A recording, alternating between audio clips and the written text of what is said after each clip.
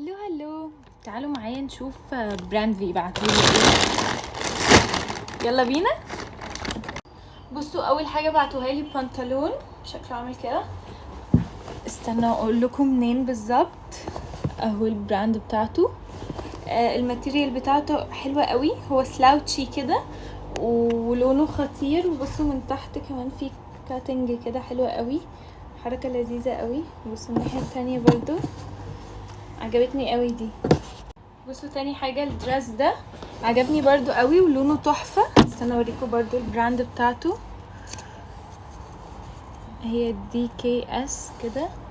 لونه حلو قوي وهو اوف شولدر كده وباستك من هنا، فعجبني. بصوا ده سكيرت كده، شكلها حلوة قوي قوي قوي. هي طويلة، انا عايزة اوريكم هي طولها لحد فين.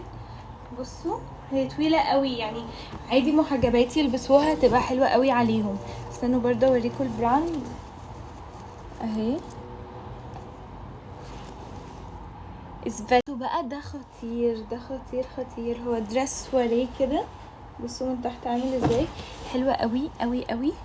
نفس براند البنطلون، عجبني جدا.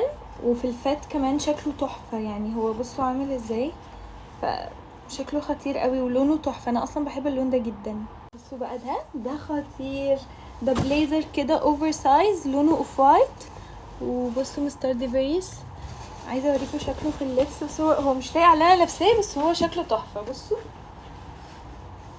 بغض النظر عن البنطلون، بس هو شكله خطير.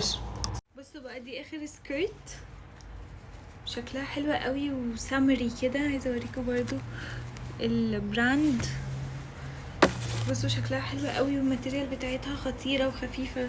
يعني انا مش عارفه الماتيريال دي اسمها ايه، بس هي خفيفه كده قوي. عايزه توب كده يكون، استنى اوريكم طولها برضو. شكلها حلوه قوي قوي قوي. عايزه اقول لكم بقى ان برانفي هم بلاتفورم، عندهم حاجات كتير قوي وبراندات مختلفة جدا، وحاجاتهم كلها مستوردة مش من مصر.